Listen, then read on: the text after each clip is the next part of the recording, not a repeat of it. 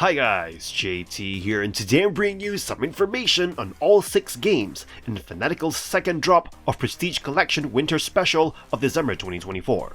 To help you answer the question, should you buy it? By using the links in the description below, you'll gain access to this bundle and have the opportunity to gain early access to videos by buying a coffee through Buy Me a Coffee or Ko-Fi. Your support means the world to me, and I genuinely appreciate it. Anyway, let's get into this. At number 1 we have BioGun, an inventive blend of twin-stick shooting and Metroidvania exploration. Set inside the body of a dog infected by the Duper virus, you embody Beck, a pig-like hero injected to neutralize the infection. The story pulls you in with immersive elements, like a dynamic menu showcasing a desperate quest to save a dog, making the stakes feel personal, especially since you can name the pup. What makes BioGun special is its storytelling and world building. Each NPC and enemy feels unique, with distinct designs and engaging dialogue. The blend of voiced and mumbling characters conveys emotion effectively without being repetitive. The quests also seamlessly integrate into the narrative, avoiding filler and encouraging exploration. Combat is the heart of the game, with customizable mods and utility chips that allow for diverse playstyles. Whether you favor rapid-fire chaos or tactical precision, there's a setup for you. Upgrades and secondary weapons further enhance the experience, rewarding curiosity and skillful play. However, occasional technical issues, like frame drops and rare bugs, detract from the immersion. Visually, BioGun is stunning, featuring hand-drawn environments and characters that perfectly match the organic setting. The bright, balanced color palette is easy on the eyes, and dynamic transitions between regions keep exploration exciting. The soundtrack complements the action with a nostalgic vibe, enhancing the overall experience. Despite minor drawbacks like limited save points and some collision issues, BioGun's inventive mechanics, compelling story, and charming world make it a must-play for Metroidvania fans seeking something fresh. At number 2 we have Havendock, a cozy colony simulation game. This game offers a serene yet engaging experience, centered around surviving and thriving after being stranded at sea. While it might remind you of Raft at first glance, collecting floating debris to expand your colony, the game takes a completely different, more laid-back direction. You start by building a simple deck, transforming it into a bustling colony by fishing materials out of the water. Crates containing essential items like steel and food add a layer of urgency to resource collection, making each item feel valuable. The game is delightfully manual. Tasks like cranking water pumps or transferring seawater to distillers keep you involved in every step of colony management. As you progress, you can assign colonists to automate these tasks, allowing you to focus on expanding and unlocking new buildings. The addition of unique points of interest, such as repairing a lighthouse to summon a trader or feeding a giant penguin for rare materials, adds charm and variety. Visually, the game impresses with its clean, polished graphics, especially on high-end settings, where reflections shine beautifully. However, the music may test your patience, looping in short, repetitive cycles. If you enjoy relaxed yet immersive colony builders, Havendock offers a rewarding early access experience. Just be prepared to turn off the music for full enjoyment. At number 3 we have Thymesia, a Souls-like game that sets itself apart by drawing inspiration from Bloodborne rather than Dark Souls. Despite its innovative ideas and unique approach, it falls short of achieving the status of its genre predecessors. In Thymesia, you step into the shoes of Corvus, an alchemist warrior with a plague doctor's aesthetic. The game's story revolves around a kingdom plagued by a mysterious disease, but it's poorly told and disjointed, relying heavily on flavor text for world building. This narrative weakness is a recurring frustration throughout the game. Combat in Thymesia combines elements of Bloodborne and Sekiro, offering agility and a variety of weapons. Corvus uses a saber, dagger, and a plague claw to dispatch enemies with white and green health bars. The combat system is unique, allowing for combo attacks and the acquisition of plague weapons from foes. While the combat system appears exceptional on paper, it suffers from issues in practice. Corvus can get locked into attack animations, leaving him vulnerable to enemy counterattacks. Additionally, some boss fights feature frustrating tracking and hitbox problems. Thymesia's world is atmospheric and detailed, but it lacks the grandeur of its genre counterparts. The game shines in moments like epic boss battles, but falls short in delivering a compelling narrative and diverse environments. In summary, Thymesia is a visually appealing Souls-like game with solid character progression and an engaging combat when it works smoothly. However, it is marred by inconsistent combat design, a lack of narrative clarity, and uninspired enemy design. Despite its flaws, it offers a unique experience within the Souls-like genre, and will appeal to fans seeking a fresh take on the formula. At number 4 we have Bramble the Mountain King, an atmospheric survival horror game where you navigate the eerie depths of Scandinavian folklore.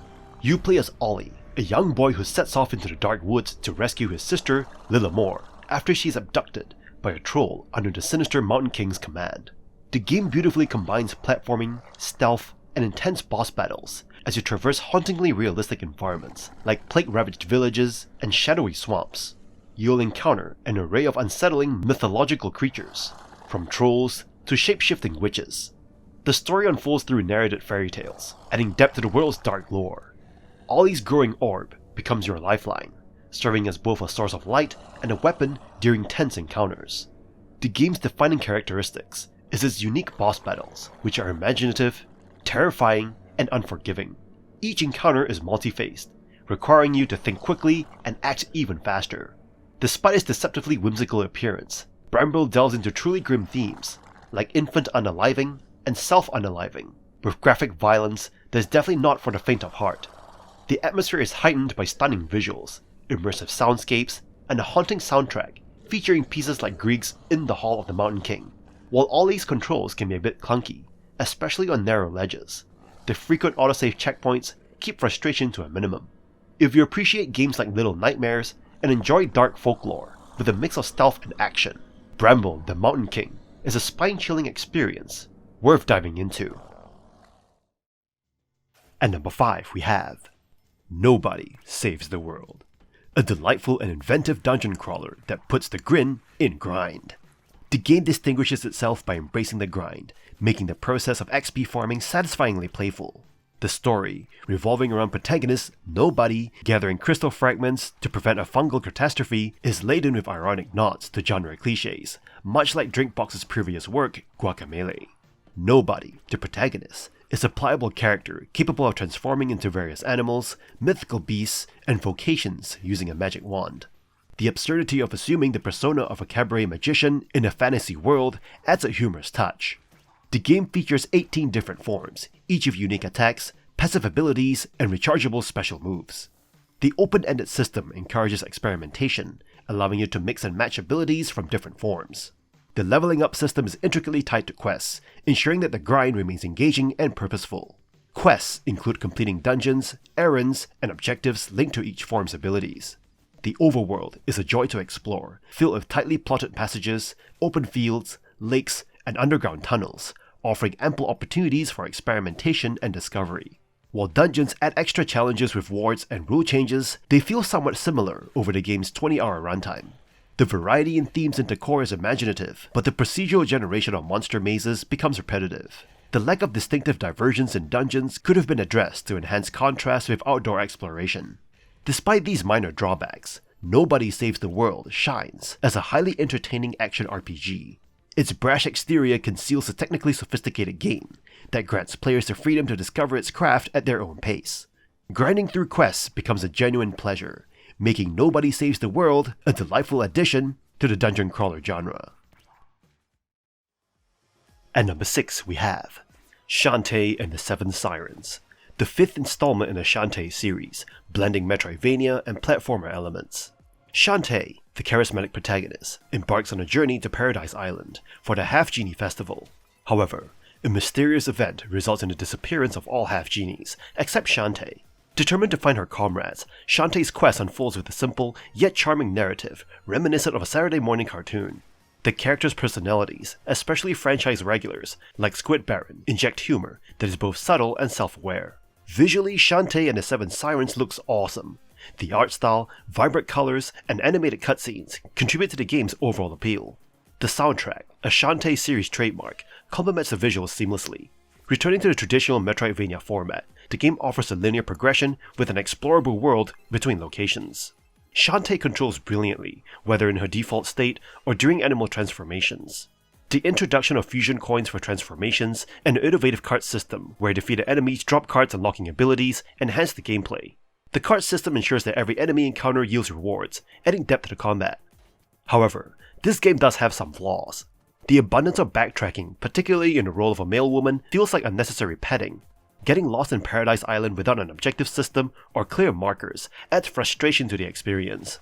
Nevertheless, Shantae and the 7 Sirens remains a joyful and visually stunning Metroidvania adventure. The fluid platforming, engaging gameplay, iconic characters, and witty dialogue affirm WayForward Technology's prowess in the genre. Shantae secures her place among Metroidvania greats, making Shantae and the 7 Sirens a must-play title. And that's all for the second drop of this bundle. The second drop has left buyers with mixed feelings.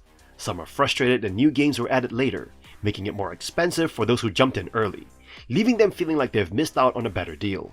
Others think it's smarter to wait for discounts since some of these games have been cheaper before. The Prestige label has sparked some debate, but there are highlights like Thymesia, which fans of Souls-like games have praised. In the end, it all comes down to whether these games match what you're looking for. In any case, I hope you enjoyed today's video, and if this video was helpful, feel free to leave a like and subscribe, and maybe consider unlocking early access to videos by buying the channel a coffee. From the bottom of my heart, thank you for watching, and I'll see you guys in the next video.